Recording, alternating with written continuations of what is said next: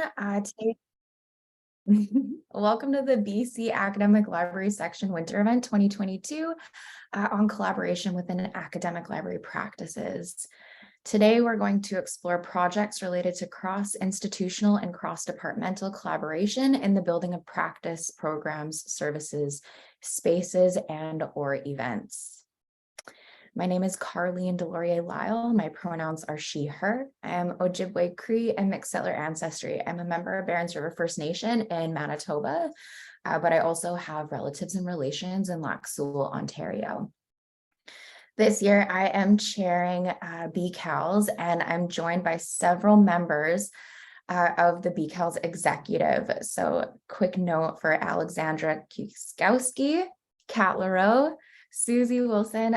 These folks are responsible for today's planning event. They are our continuing education coordinators. We're also joined by David Gill and Jennifer Zerke. So before I get into housekeeping, I just wanted to leave some space for a territorial acknowledgement for folks.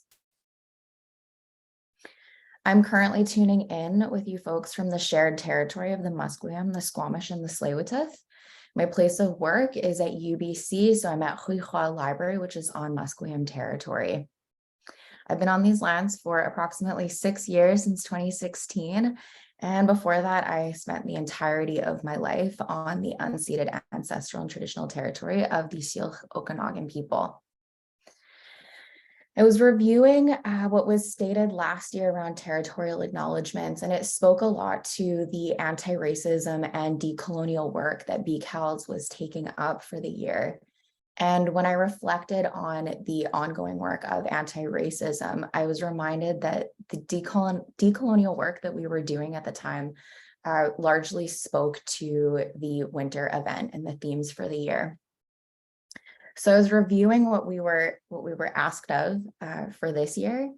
And because we are largely looking at collaboration between institutional departments or kind of the work that we're doing within the institution, since we do have a focus on academic libraries, I started to think about how do we actually realize and make actionable land acknowledgements, right? Because we typically will hear that they feel empty, or they're not, it's just something that we do at the beginning of our work, but really these are meant to be daily reminders. These are reflections that we're meant to take up at the beginning, not only of our work for an event, but also something that's built into our day-to-day practice.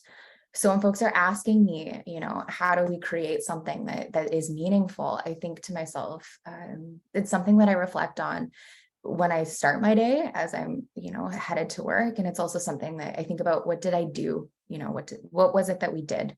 What did we accomplish for the day? And it's something that we're supposed to be picking up and taking up around, either as guests on someone else's land, but also spaces if we are on our own territory, what work did we do and what did we bring home in order for the betterment of our communities and our nations, right? So I was thinking about how am I going to speak to BCALS, which is meant to represent academic libraries across provincial borders. It felt like, I'm holding space, or I'm speaking on behalf of, or I'm speaking for all of these academic institutions. And I actually wanted to flip it. I'm going to invite folks, acknowledging that some folks might not want to be recorded right now. So feel free to type this into the chat and I'll spend some time. But if folks would like to perhaps turn their speakers on and answer some of the questions, this is an invitation for folks to share, both as individuals and on behalf of their own institutions, how we understand our responsibilities either to our host nations as guests, or how are people who are on their own territory leveraging their relationships with home and the institutions for the betterment of our own communities. And I also wanted to actually leave some space for gaps. There are times when I'm heading home and I think, I don't actually feel like I did much today, or did much in order for the betterment of my host nation. And that is something, rather than trying to shoehorn, I do think that it's useful for us to acknowledge the gaps or the spaces where we were unable to, because sometimes that is a starting place. So I'm going to put this into the chat because I realize it's a very long question. And I'm also happy to start us off, realizing that I don't think that people probably didn't anticipate that I was actually going to flip the table over here. But at UBC, one of the things that I'm very privileged to be working on is the Indigenous Strategic Plan. This is university-wide, so this covers both Vancouver and Okanagan campuses. People who are tuning in as part of UBC are getting a bit of an easier time, I guess, because I'm going to be speaking to this as well. But the library is also encompassed within this work. So this is meant to be across all departments, all people, and the places that we work for. So I'm part of an implementation team within the UBC library system, where we're working to see what are the actions that are asked of us within the strategic plan, and how can we how is that feasible within our work? So I'm on that team right now. And as an individual, because I'm a librarian, I decided I was going to make a decolonization and anti-racism guide. The other piece that I want to acknowledge is that there is a difference between decolonization and anti-racism, which you can find the differences within this LibGuide as well. I've only left people with about 5 minutes, but open invitation, folks.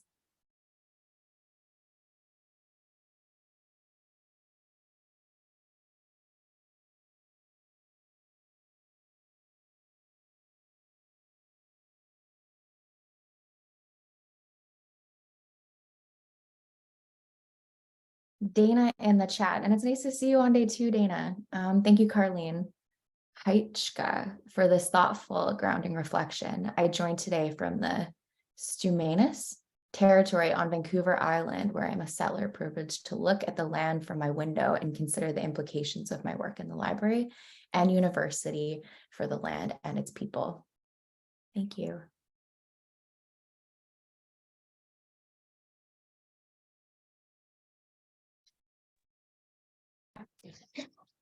Hi, I'm happy to volunteer and a little nervous. Thank you, So I'm Cassandra. I am a librarian at Royal Roads. So we are in Victoria, but we are on the lands of the Lekwungen and Kusepsum families and ancestors.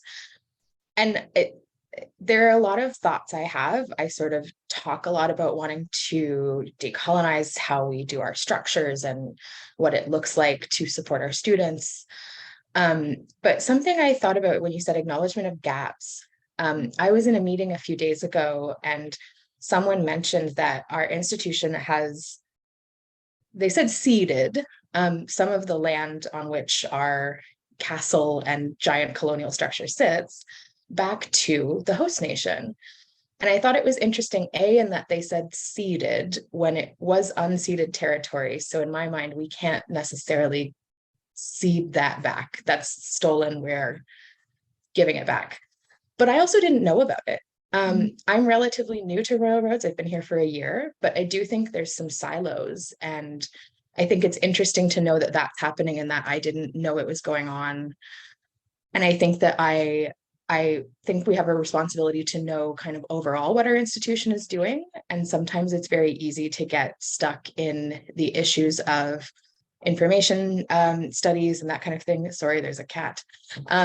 But yeah, it was something where I thought, wow, there's other things going on and I don't know. And I think I have a responsibility to sort of educate myself about all of what we do as a whole institution versus just thinking about decolonizing and trying to be more inclusive in my practices as an information professional. So that was just something I thought based on these prompts. Thanks. Thank you so much for sharing. And nobody apologizes for any fur child that comes into the screen today. They are welcome.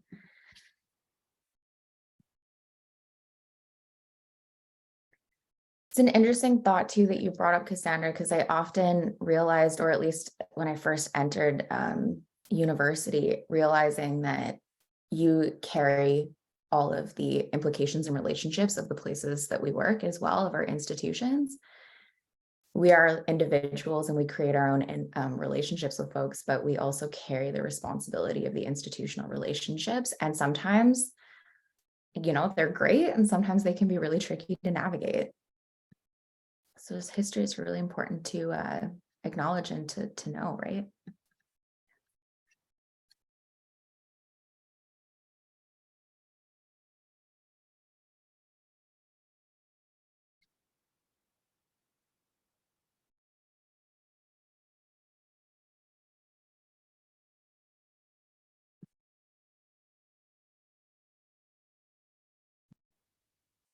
We've got about 2 minutes left, and if folks were with us yesterday, they know I'm quite comfortable in the silence.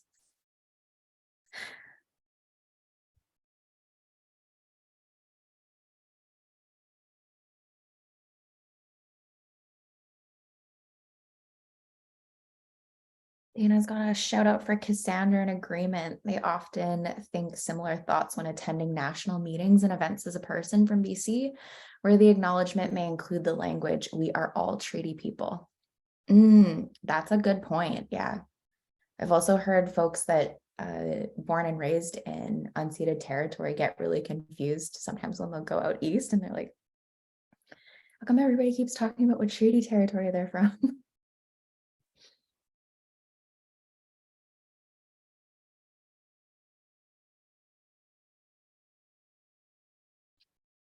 1 minute left for any Hi. other brave I'll souls. jump in. I'm also from Royal Road, so it feels kind of silly. But Cassandra, it's no surprise that Cassandra jumped in. She's great at that kind of thing.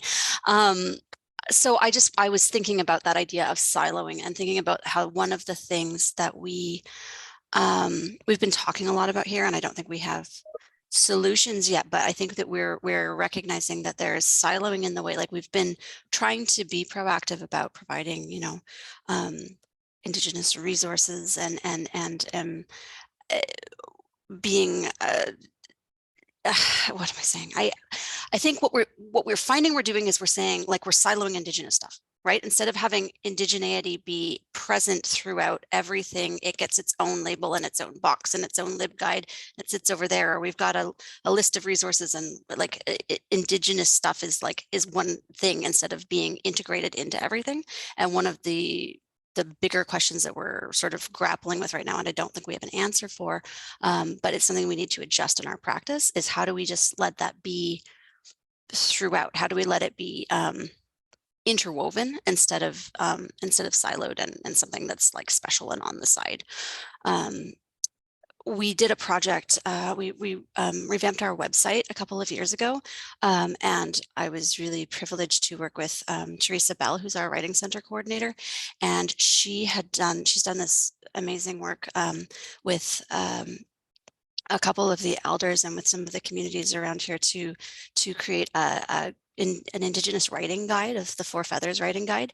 And we did some work taking some of the principles from that writing guide and moving them into the way that we represent content on our Writing Center website. So instead of being sort of put into boxes of kind of traditional Western categories of information, the Writing Center the new website is it's invitational, and it is built on this idea of meeting people as humans first, and asking them questions about where they are in their practice, and then opening the doorway to resources based on that their personal experience, rather than sort of dictating to them, if you're in this point in the process, these are the resources that you need.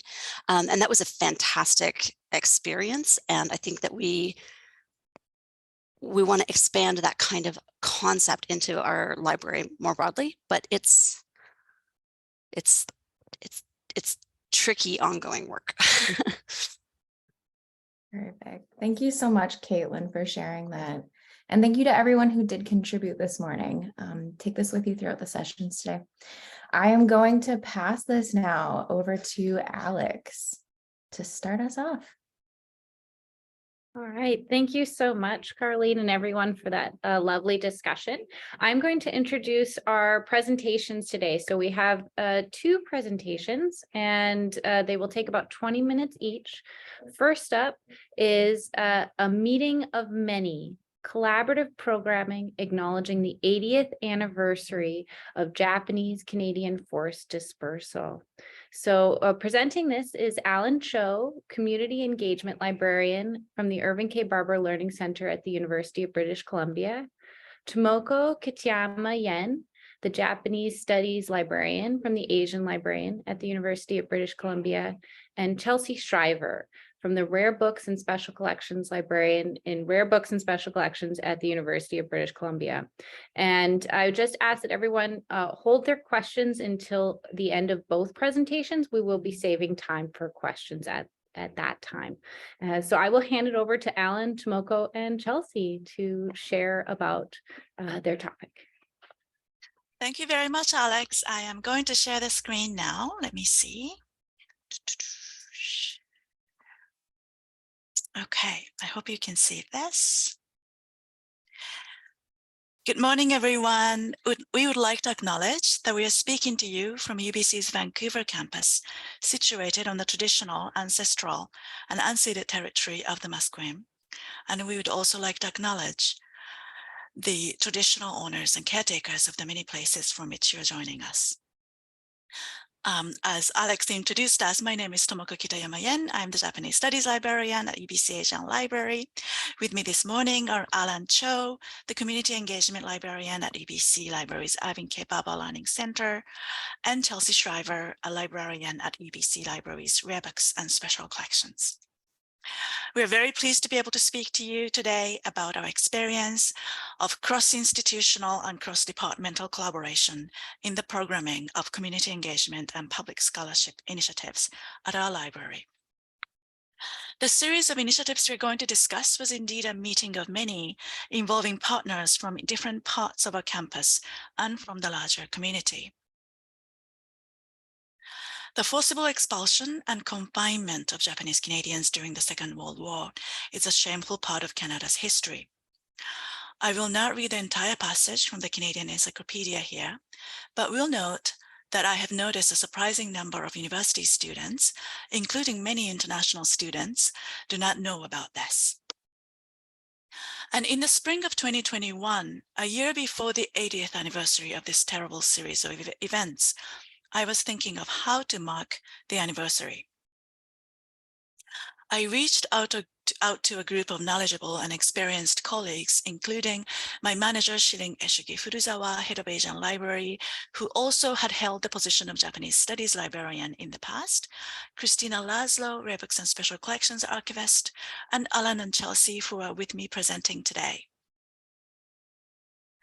The result of our discussions was a series of initiatives taking place between summer 2021 and summer 2022, including an online exhibition, an oral history project, and a virtual public panel event.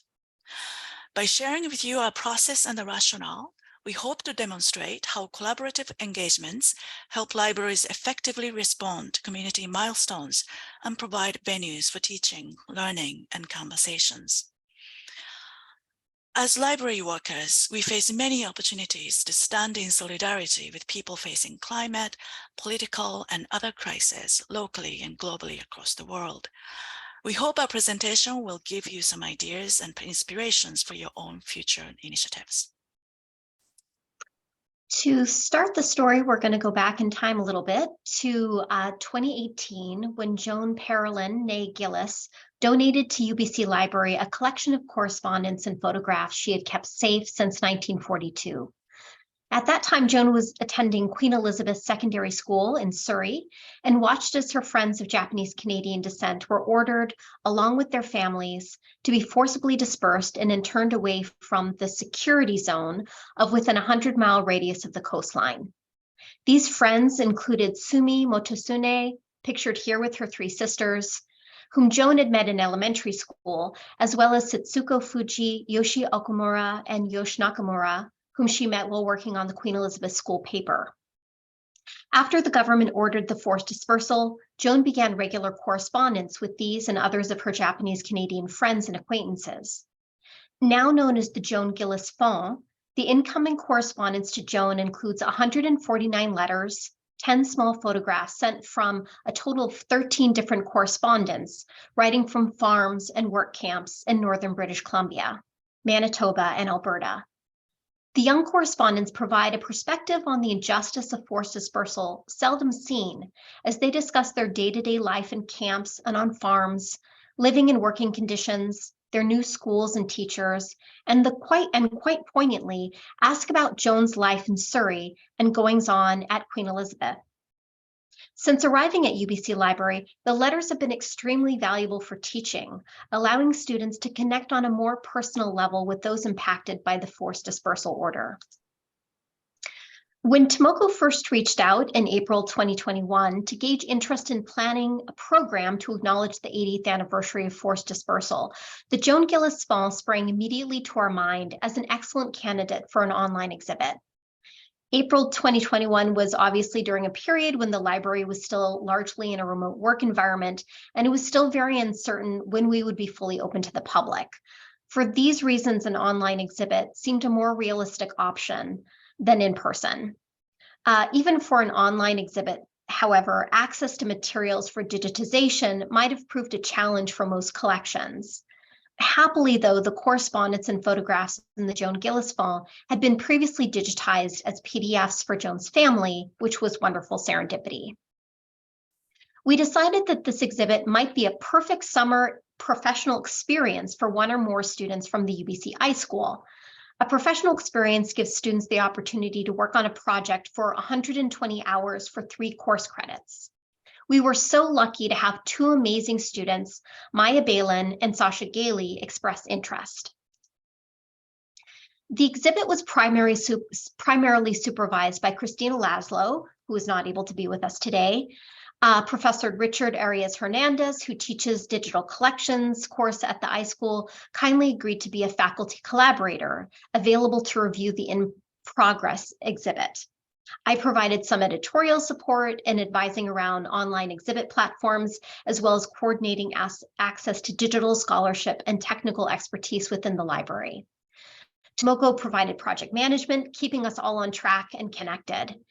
During this time, Tomoko was also reaching out to the families of the writers whose letters now make up the Joan Gillis Fall in order to seek permission to include the correspondence in the exhibit. And Tomoko is going to talk more about this crucially important work in a moment.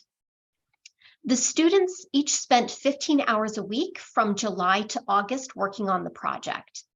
After discussing some of the online exhibit platforms available, Maya and Sasha settled on using Collection Builder, an open source tool developed by librarians at the University of Idaho. Having just completed an oral history course, Maya and Sasha were also interested in incorporating the oral history as data tool, which allows users to analyze and publish coded oral history in qualitative interview or transcript files, as well as Timeline.js to create a timeline of forced dispersal on the homepage. The resulting exhibit is incredibly rich, thoughtful, and multifaceted, featuring an interactive timeline, options to browse the digitized letters by author, subject, location, and date, as well as to explore the history of forced dispersal by theme. Thanks to Maya and Sasha's own work transcribing and coding the letters in the fall, as well as past work by students of UBC history professor Lori Ishiguro, the exhibit also provides full transcripts of the digitized letters and the ability to explore those transcripts by a wide range of themes, including belonging, recreation, homesickness, living conditions, gender dynamics, and optimism. Through their stellar work, Maya and Sasha provided not just an exciting centerpiece around which to plan the rest of the 80th anniversary programming, but an amazing resource for ongoing teaching and learning. While the online exhibit project was going on, as Chelsea has mentioned, I started tracking down family members of the letter writers to ask for digitization permissions. I initially posted articles announcing our search for the letter writers' families on Japanese Canadian newspapers such as Nikkei Voice, a print newspaper published in Toronto, which you see on the slide. I also had our announcement shared on mainstream local newspapers as well as social media. Eventually, I was able to locate most of the letter writers' families. As the UBC Library's liaison with the Japanese Canadian community, and as a first-generation immigrant from Japan personally, it has been my great privilege to correspond, speak, and meet with family members of John Gillis Fond letter writers, and I truly appreciate their continuing support for this and other work we are doing at the library concerning Japanese Canadian history.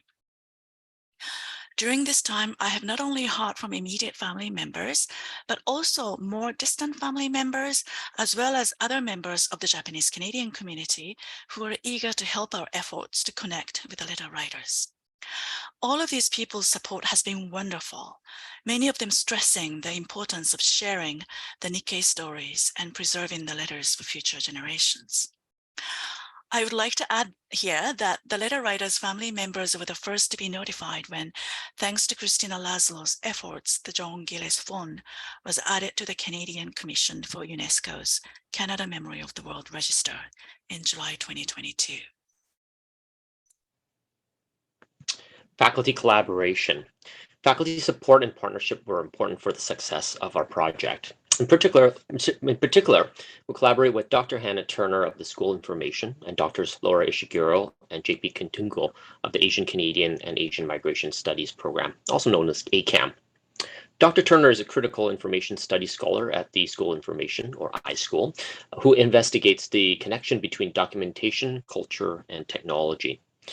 Her course, LIBR 588, The Theory and Practice of Oral History, teaches the history, theory, and practical implementation of oral history projects in memory institutions, which was an excellent partnership for our initiative. As part of the final assignment, student project groups were matched with families of the Japanese Canadian letter writers, and these students conducted interviews as part of their oral history projects. Later, these same students used UBC Library's digital media rooms to conduct some of the audio and video editing using the software provided in those spaces at the Irving K. Barber Learning Center.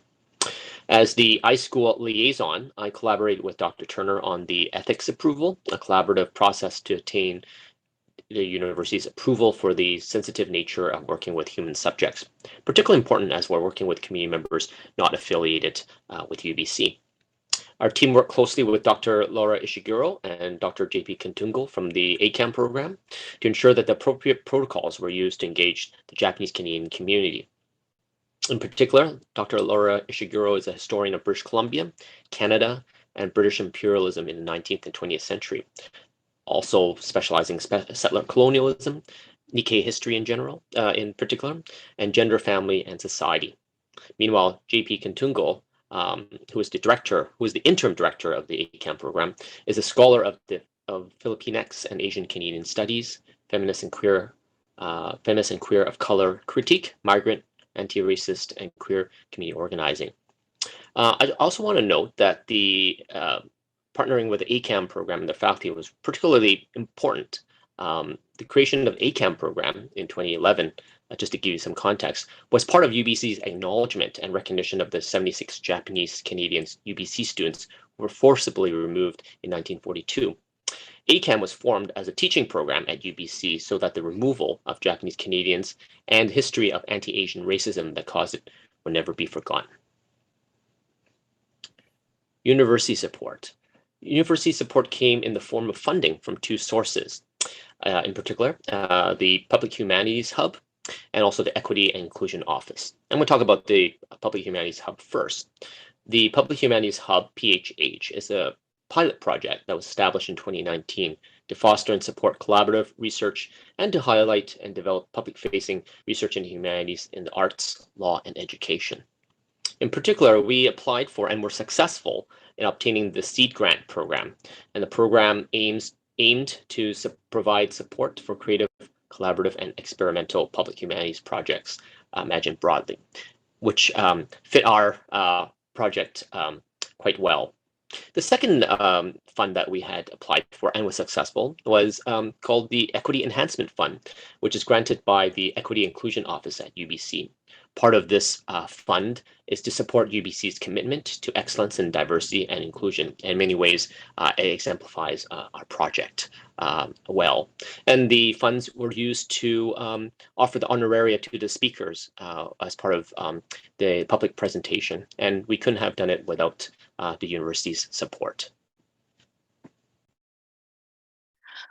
Once the online exhibit was set up, we started to reach out to campus partners to create a community engagement event around the amazing exhibit. Dr. Katungal and Sue Shen, ACAM Program Manager, Dr. Laura Ishiguro, Phoebe Chow, Asian Library Programming Assistant, and Bianca Chui, an exceptional graduate academic assistant, graciously joined the organizing team.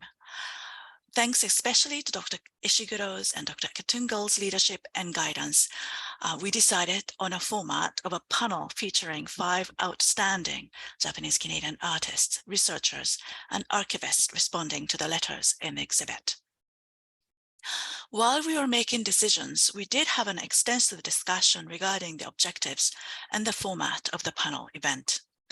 We have initially been thinking of an educational event, reaching out especially to undergraduate students, while we also wanted to mark the 80th anniversary. We discussed how challenging it was to reconcile the two objectives, Interment 101, so to speak, on the one hand, and the honoring of the Nikkei community on the other, who can and should mark, acknowledge, and commemorate this milestone in a public manner. Ultimately, we decided to focus on the honoring of the community and provide a more unconventional and little less structured opportunity for panelists from the community to do what they will with the beautiful material we have. We had a researcher, Laura, an artist and scholar, Angela, a poet and playwright, Caroline, an archivist, Lisa, and the enthusiastic moderator, Nicole, who is a PhD student in history at UBC. And the event was phenomenally successful. It took place virtually on March 1st, 2022, and attracted almost 200 participants. Laura made an impassioned tribute to the letter writers with the historian's insight on equity and justice, which characterizes all of her amazing speaking engagements that I have attended. It was followed by Lisa, who is an archivist and the collection manager at the Nikkei National Museum and Cultural Center. Lisa showed the audience what the letter writers' lives were like by showcasing archival materials available online for viewing in her institution and elsewhere. Angela and Caroline provided the audience with their artistic responses to the letters, which I thought was the moving highlight of the event. The screenshots of the slides are from their presentations. The attendees included UBC students and faculty, family members of the letter writers, Japanese Canadian and Japanese American community members, BC high school teachers and their classes, researchers, language instructors, journalists, museum professionals, and others from Canada, Japan, and the United States. We are grateful for the truly exceptional and inspiring and thought-provoking contributions made by the panelists and for the incredible support and responses that we received from the attendees. So while I was corresponding with one of the family members of the letter writers, she shared with me that her father, the letter writer's younger brother, who also experienced the internment, told her not to take freedom for granted because, quote, don't think for 1 minute that we as a Canadian citizen or Canadian born are safe from this type of detention. It can happen again to any race regardless, unquote. She and others from the Japanese Canadian community have been very clear about the need to preserve and share the stories for this reason. And we are grateful to have made some contribution to the effort by highlighting and making accessible the treasures we have preserved in a GILIS form. The project was made possible by the combined efforts of the library, exceptional students such as Maya and Sasha, as Chelsea has discussed, a number of UBC faculty members who are involved in our project, as Allan has described. And the university's funding support, as Allan has said, made it possible for us to invite exceptional speakers to participate in our panel event. Most important of all, we are thankful for the support from the members of the Japanese Canadian community who made our initiative such a success. Thank you so much for your attention and listening. Thank you, Tomoko, Chelsea, and Allan for that wonderful presentation. We really Truly appreciate it. So if you do have questions, please hold them for the end. We are going to introduce our next presentation speaker, Taya Jardine, who is an MLIS student at the University of British Columbia iSchool with a First Nations curriculum concentration. And I'm going to call on Taya to assist me. I'm going to attempt to pronounce the first part of her presentation title, and I would love for her to jump in and correct me when I get it wrong. So Tokolugwej, that's, oh, great. An Indigenous Students Collaborative Learning Journey. So I'm going to hand it over to Taya to talk about her presentation. Thank you.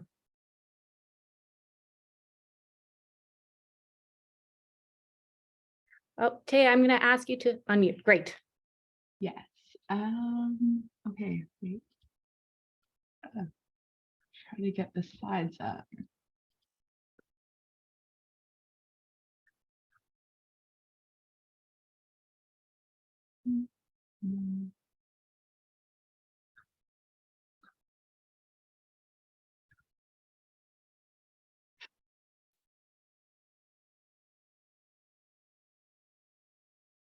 There we go. Ooh. That look right to everyone? Okay. Thank you for the introduction. I am also a language learner, so pronunciation, as long as we're trying and we're honoring the language as best we can, that's my approach anyway. So my presentation today is titled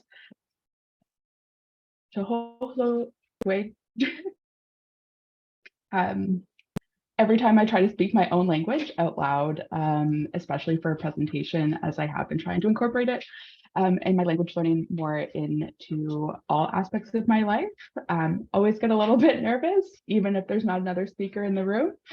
But I chose this title today, one, to incorporate my language, and two, to bring in the meaning of working together. This is our word for exactly that, working together, collaborating, working towards something as a whole. In English, I've decided to title it An Indigenous Library Students, that's me, Collaborative Learning Journey, to go along with today's theme. And I just want to start off by saying, without this positive collaboration with librarians through the last few years, I definitely wouldn't be here and I wouldn't be pursuing this career. So, well, everyone. Telewisi Terry starting. Telewi Nadawaganeg Migamaki. Ahui Musquim. Hi, everyone. Good morning. I hope everyone is doing well. My name is Taya. I use she, they pronouns, and I am a Two-Spirit Mi'kmaq Epet. I am also a B.Eder, along with being an MLIS student. I decided to choose these photos here to connect back to my homelands. This is a picture of the Oxbow in Metaplagiac, Mi'kmaq, which is just up the river from my home community, and where I feel most connected to our ancestors. I also wanted to include some of my beading. I do a lot of this as a memory work. And I also identify as being a community worker at heart. All of what I do, I try to bring back to community at some point.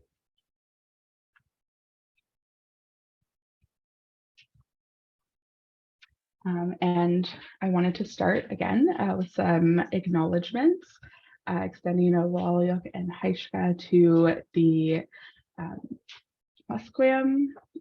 I find it's important for me to acknowledge and give thanks to the Musqueam people for allowing me to live and learn here on their traditional, ancestral, and unceded territories, and also to acknowledge that the exchange of knowledge and learning has taken place on these lands for millennia. And I also just want to thank the community for welcoming me and allow me to participate and learn alongside them, both in community and here at UBC.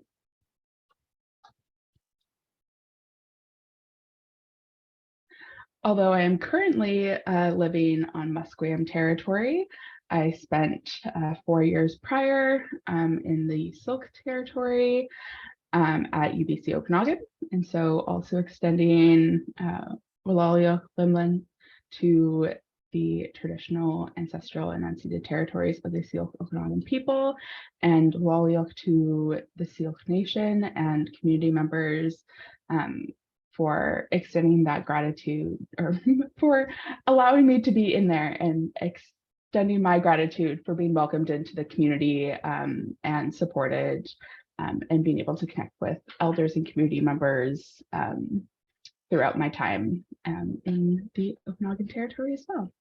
And I just like to acknowledge both of those places as being, and both of those people as being really integral to my journey,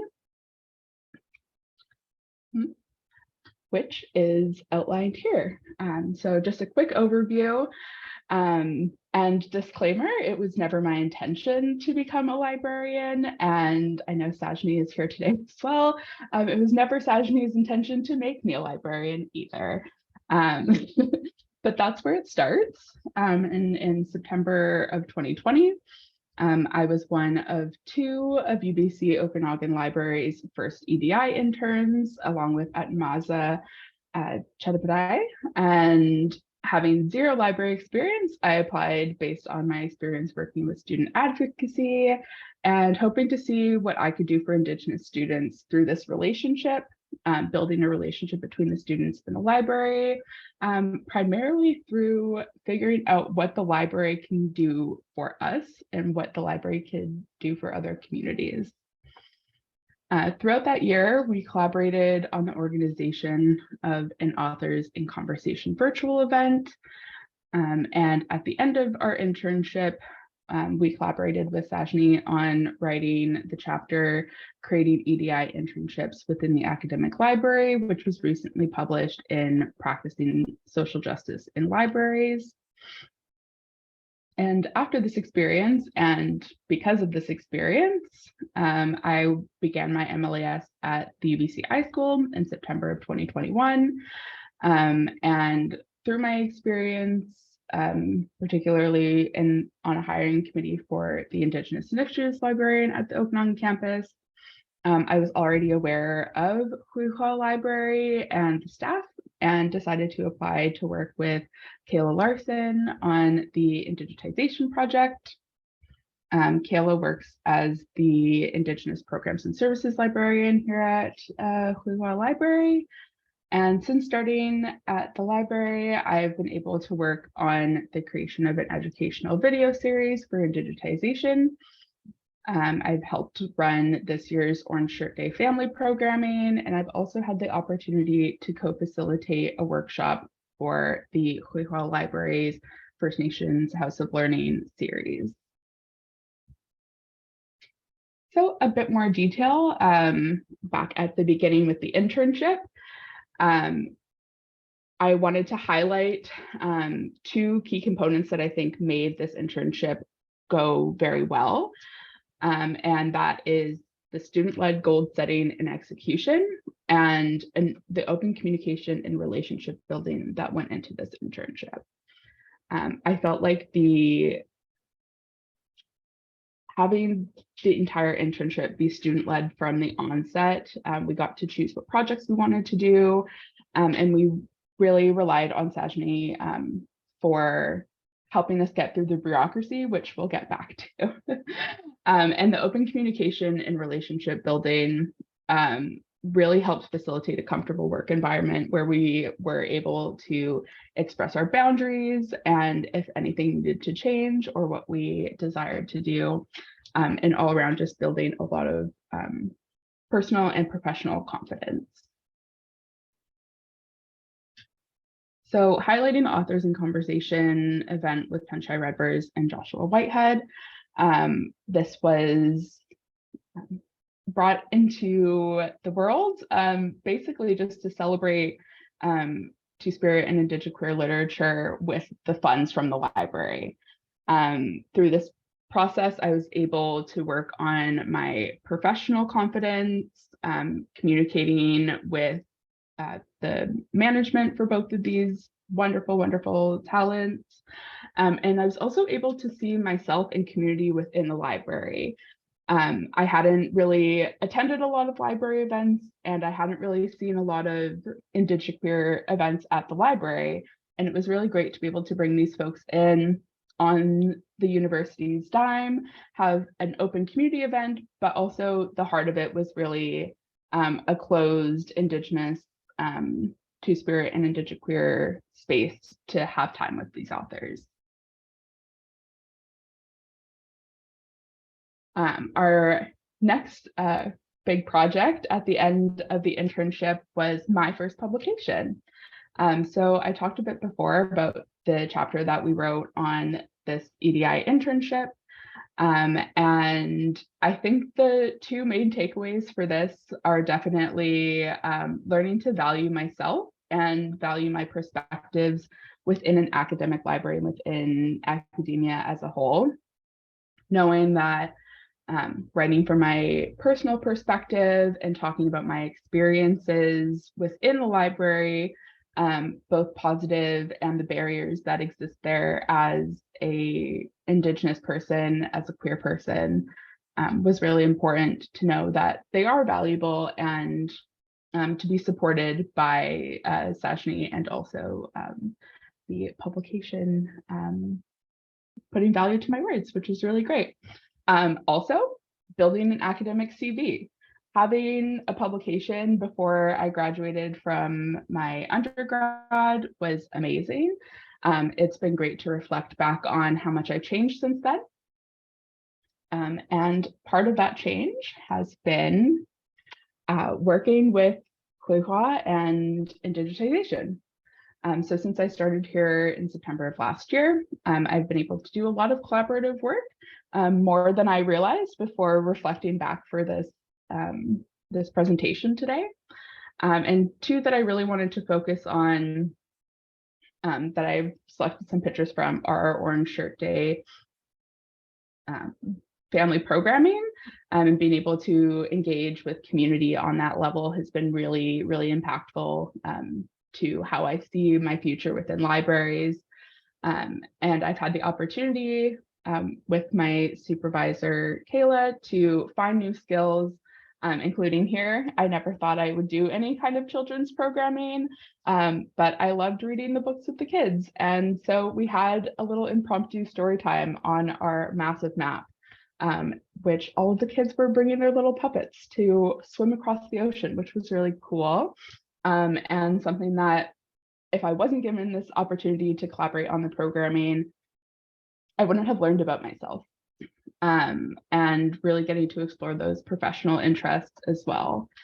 And our second focus has been on the educational video series within digitization with Jerry Lawson, who's pictured here on the slides, and getting to develop technical skills with learning from Jerry as we're creating the videos, collaborating on what the key concepts are that we need to teach people.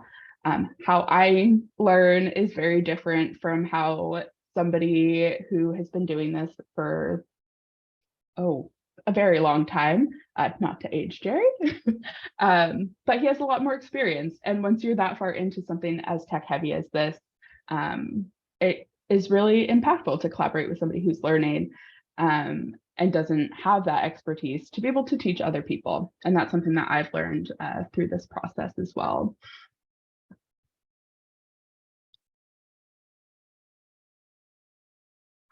And the most recent collaboration I've been able to take part in has been with Carleen, our lovely introduction from earlier. And that was part of the Huihua Library FNHL workshop series. The workshop I helped co-facilitate and organize was on Indigenous research methodologies.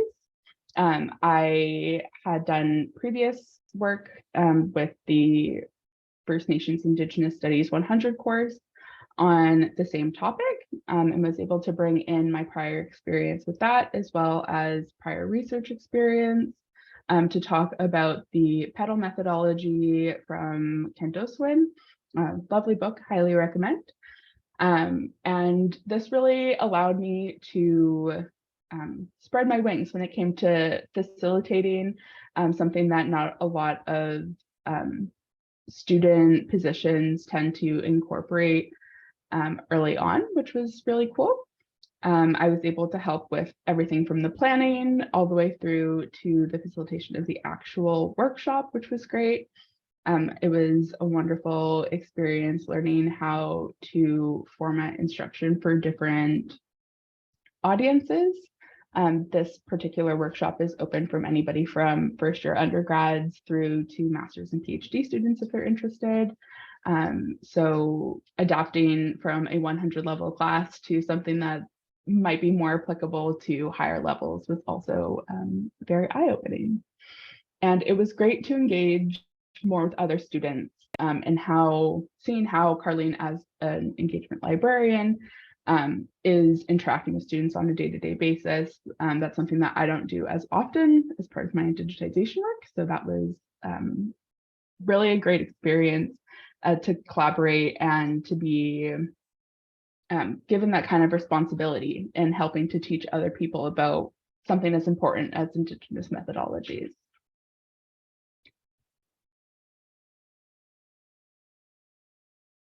So I thought I would kind of wrap this up, reflecting on my reflection with some do's and don'ts, in my opinion, for student-led collaboration within the library or within other organizations that you might be working in down the line.